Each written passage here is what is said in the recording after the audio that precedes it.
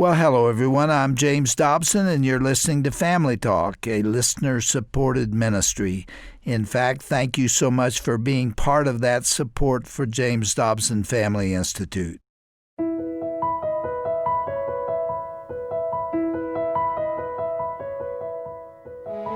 A great deal of help and resources for first-time parents focus on mom's struggles.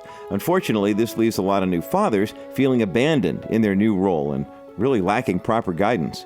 Well, today here on Family Talk, we're going to continue encouraging those dads through the remainder of Dr. Dobson's timeless interview with Benjamin Watson. Benjamin Watson, a 15-year veteran of the NFL who won a Super Bowl title back in 2005. On yesterday's broadcast, he and Dr. Dobson talked about Benjamin Watson's book, The New Dad's Playbook, which encourages first-time fathers. We thought this was a great time to revisit this uplifting interview, so here now is the conclusion of Dr. Dobson's conversation with Benjamin Watson today here on Family Talk. Let's talk about your relationship with your wife. You know more about how to support her now than you did when you started, don't you? Yes. And you're passing that information along to other dads, both in and outside of the NFL. Yeah. What's at the top of the list? What do you tell them? Well, I talk about in the New Dad's Playbook, but listening is at the top of the list.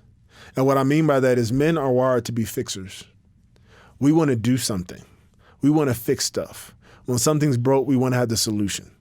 When she has morning sickness or cramps, we want to have the solution. And sometimes it's about being quiet, listening to her, and holding her, just being present. You know, I can remember a time we went on a vacation, and she was in her first trimester. And we were about to go to the beach, and she wasn't looking too good. I look in the bathroom. She's literally over the toilet, as many women have been before, and she's throwing up, and I didn't know what to do. And I was frustrated. And I came behind her and just sat there and held her. I just did it because I didn't know what to do. Well, a decade later, I hear her telling somebody that was the sweetest thing that I did. Yeah, and it wasn't me trying to fix everything. No answers. You don't have to give answers. Exactly. And understand that, you know what, you're not going to do everything perfect either.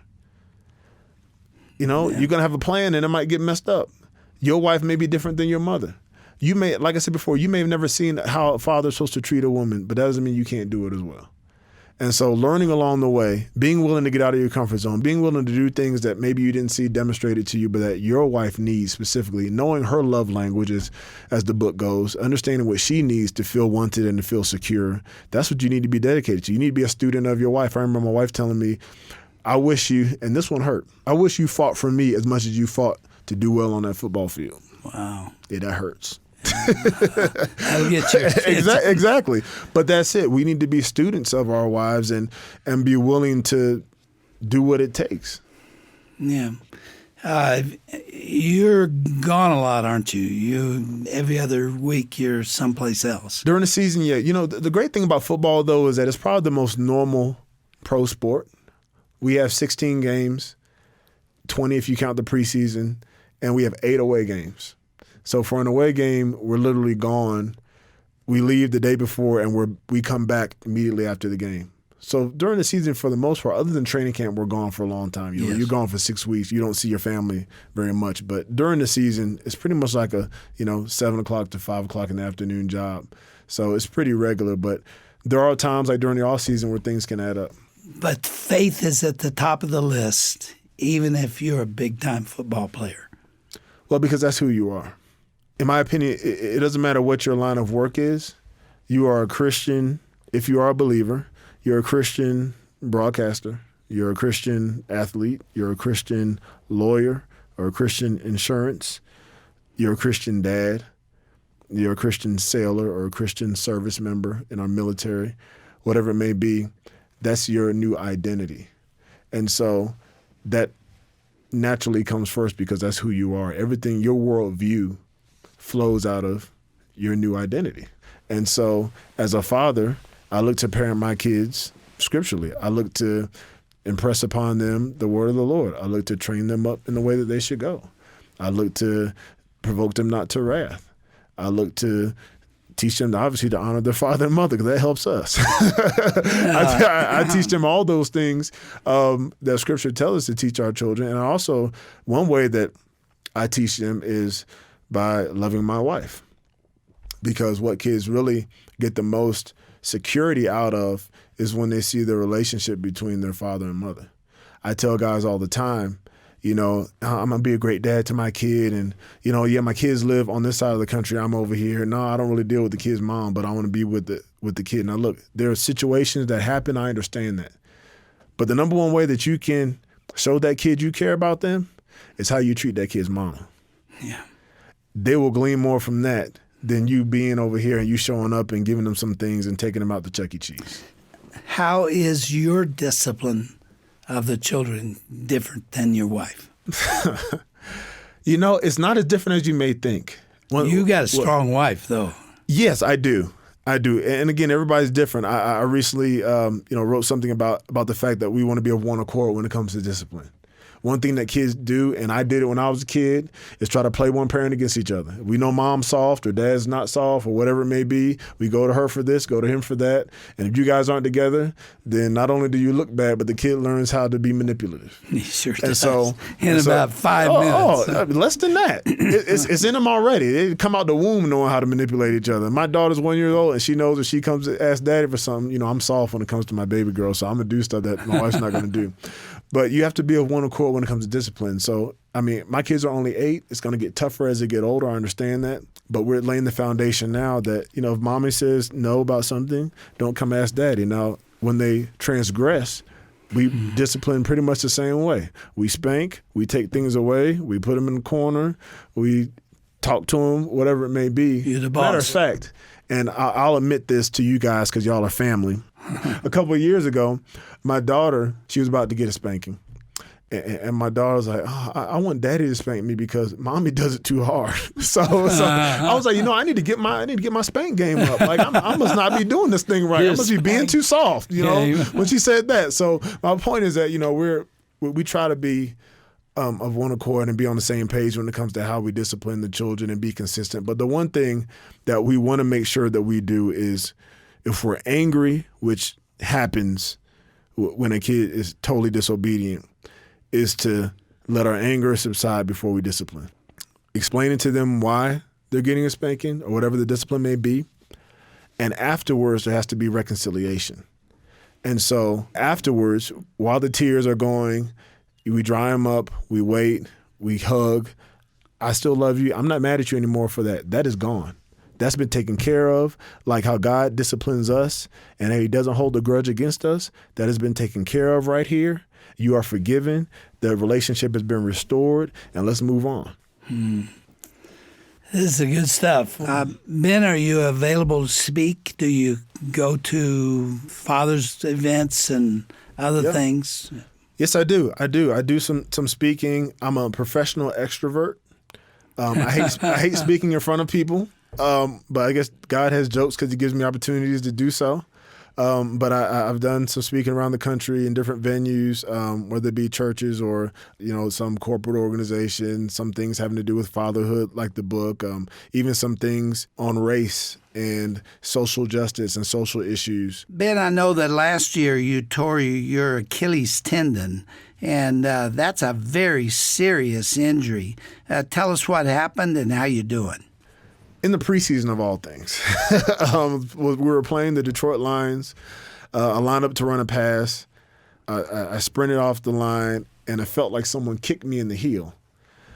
And so I fell down, and then I got back up because I was going to get the ball. I was open, I was going to get the ball. And so I tried to get up and keep running, but my foot was kind of flapping in the wind. Oh, that's a terrible injury. Because it wasn't connected to anything, wasn't connected to my muscle anymore. And so I ended up going back down, and I pretty much knew what it was. After being in the league for this long, I could probably diagnose my next book is going to be about every single injury that I've had, and because I can diagnose any injury. I'll be watching the game and I'll be like, oh, that guy tore his meniscus, sure did. Oh, that guy did. I know what it is because I've done it, or I've seen it happen. Yeah, you still love football?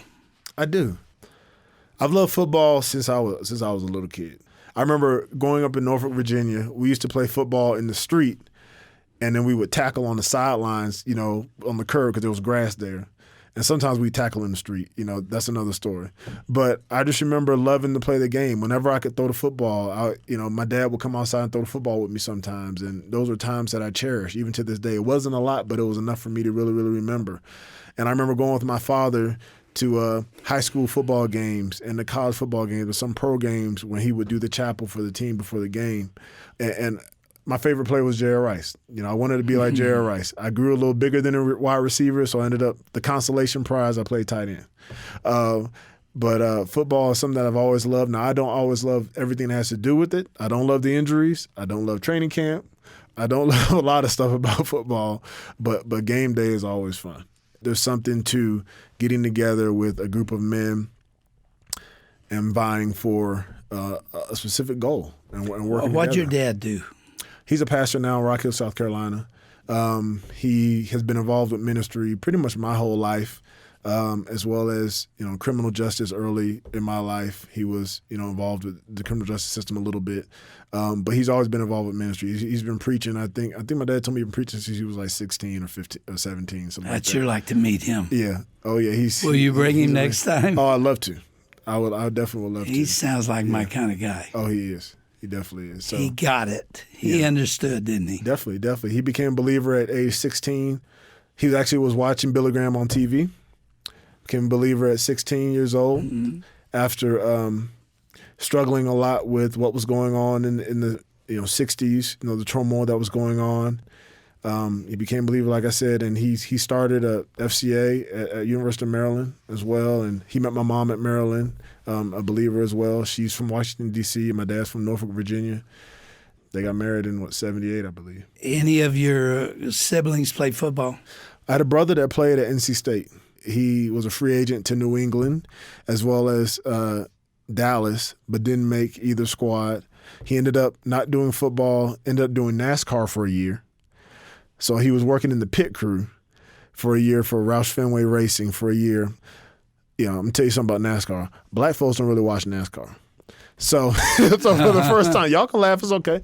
So for the first tell me why.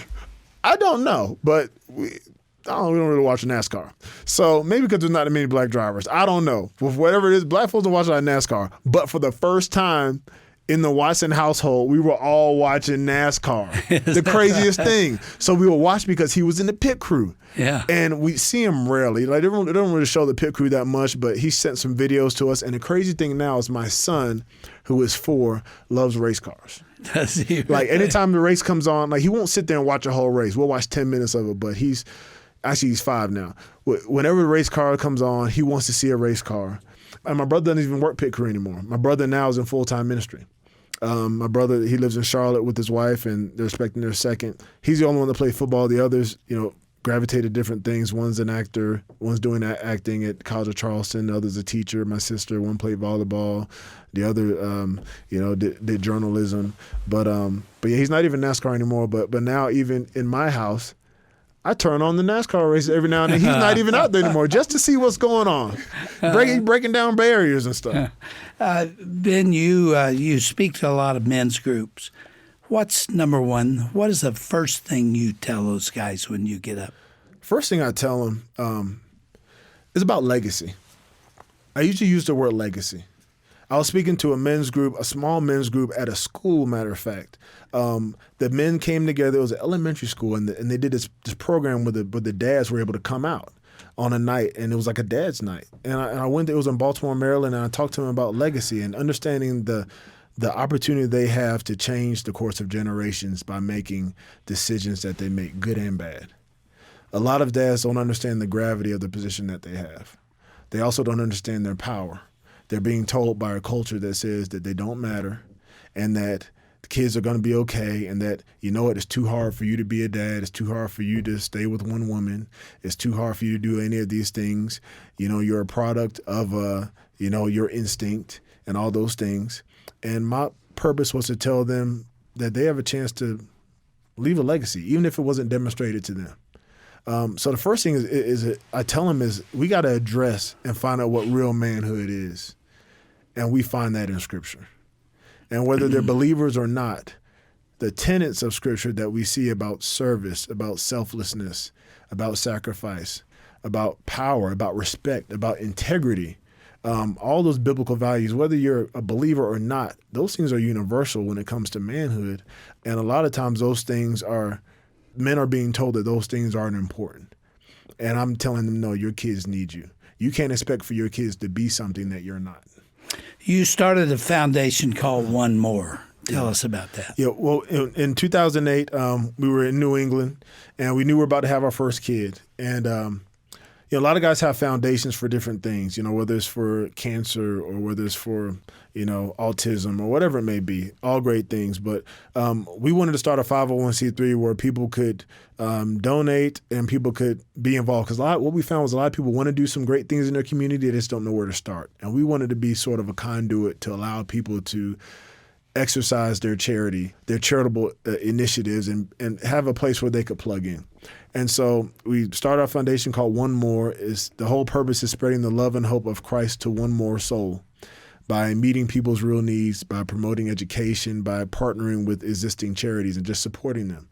And so the reason why we wanted to start a foundation was we knew that probably in the NFL we weren't going to be in the same place for 14 years. We didn't even know we were going to be in the NFL for 14 years, but our hope was that if we went to another place, whatever city we went to, if we did one event, two events, or 5 or 6 events, when we left, we wanted people to say, you know what, the Watsons came here, they gave their all on the field, but they were people who wanted to change lives in their communities. And when we look back, that's what we've been. We've had some great relationships in Boston, in Cleveland, in New Orleans, and now in Baltimore. And we wanted our name to be one that people held in high esteem, not just because of football, even though that's what I do for a living, but because we cared about people, we provided for people, and most importantly, we showed the love of Jesus to people. And whenever we do an event, whether it's for clothing or whether it's empowering parents to be the heroes in their kids' life or whatever it may be, we always want to tell them and leave them with an opportunity and at least the knowledge of understanding that while this is important, your spiritual life is so much more important. Ben, you're dead serious about serving the Lord, aren't you? Yes, sir. I mean, that really is what drives you. Yeah. It's not necessarily football. Like I said, my mom and dad I always said I wanted to be a football player and a missionary. When I was a kid, that's what I wanted to be. That's quite a combination. Exactly. How do you get both those things done? Again, I went to church a lot. I saw a lot of missionaries. So kids say a lot of things that they don't know what they mean. But whether I meant it or not as a kid, I can say, looking over my life right now, God's blessed me with a chance to do both. Because I've had the opportunity to live in different places, and whether it's locally or whether it's going overseas, which I've been able to do as well, he's opened doors for me to spread the gospel. And ultimately, that's my goal. And again, it's doing that by doing a book like the New Dad's Playbook, talking about fatherhood from a perspective of helping dads, but also the reason why is because of their Heavenly Father, to supporting other issues, whether it be social justice or sex trafficking or other things that we've been involved with. And I do that because in the book of Jeremiah, chapter 9, one of my favorite verses, when it says, "Let not the wise man boast of his wisdom, let not the rich man boast of his riches, but let him who boasts boast in this, that he understands and knows me, that I am the Lord who exercises loving kindness, justice, and righteousness on earth, for I delight in these things." And when I think about that verse, I think about, number one, the humility. Let not the wise man boast in his wisdom, or the rich man or the strong man boast in the things that they have, but boast that you know the Lord, and the Lord delights in those things. And so those are things that I want to delight in. I want to delight in things that are kind. I want to delight in justice. I want to delight in truth. And so for me, for us, for our family, that kind of narrows our focus when it comes to what we want to pour our resources into, our time into, and what we want to devote our lives to. Ben, you're a very impressive individual. I'm really delighted to have a chance to get acquainted with you. It's good to be here. Have you fly all the way across the country to be with us today. The title of your book, Benjamin Watson, forward by Meg Meeker, MD, The New Dad's Playbook, Gearing Up for the Biggest Game of Your Life. I want to say to our listeners who are out there, all of you know all of you know young men who don't know the content of this book, who haven't spent time thinking about it. They've been told those lies you were talking about, that you're not worthy, that you can't do this, that it's not a life you can live. And so they're winging it, and a lot of them are making a mess out of it. And you've got practical advice here telling them how to support their wives, how to have a good marriage in the midst of the pressure of something as intense as the NFL. And you've done it with zeal, and the Lord is obviously leading your life. I'm very, very glad to meet you and to know you, and I hope you'll call me your friend from now on. Of course. Good to meet you too, Doctor. Again, it's a pleasure to sit here with you. Having heard your voice for the last, probably my whole life, 36 years. It's a little weird today, but for the last 36 years, and read your books. And again, my family of 6 kids has been directly influenced by your commitment to the Lord and your commitment to families.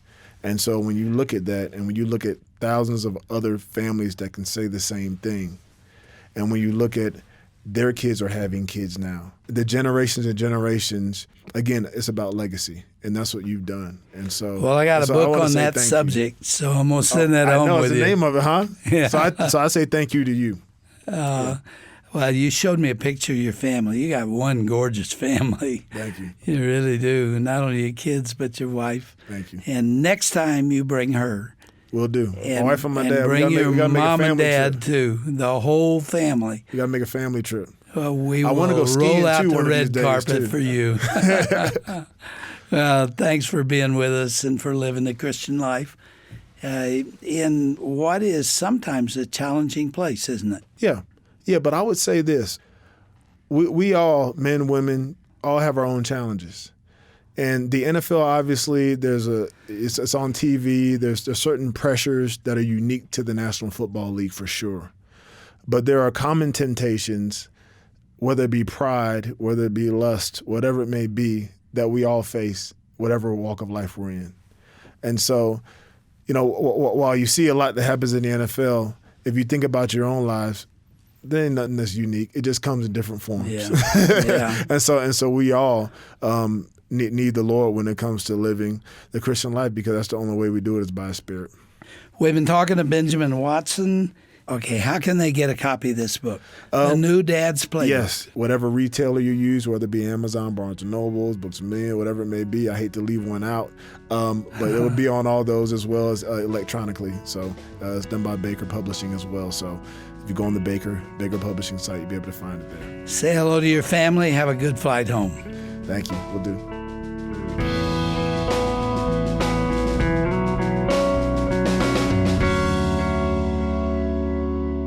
Well, this is Roger Marsh once again, and you've been listening to Dr. James Dobson's Family Talk.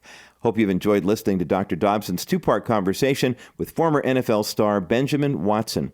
It is so important to cherish and admire the men God has put into our lives. And for the dads who have tuned in today, be sure to take seriously the role that you have in your children's lives. Now, you can learn more about our guest when you go to today's broadcast page at drjamesdobson.org. Once you're there, you'll find links to the many organizations that Ben is involved with, and also his book called The New Dad's Playbook.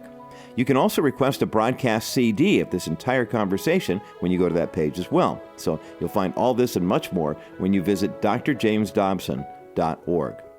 I'm Roger Marsh. Thanks for listening, and thanks for your continued prayer and support of Family Talk. Have a blessed day.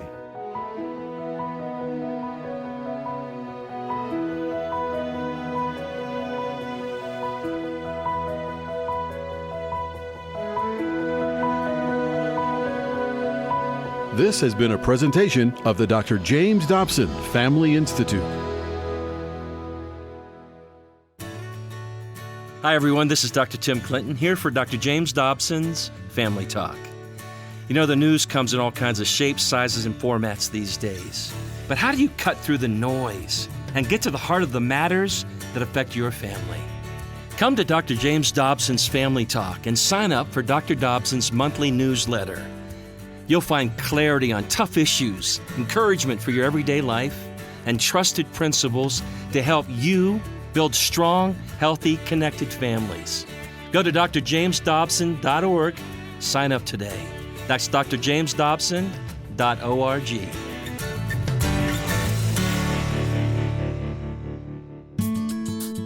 Hey everyone, Roger Marsh here for Family Talk.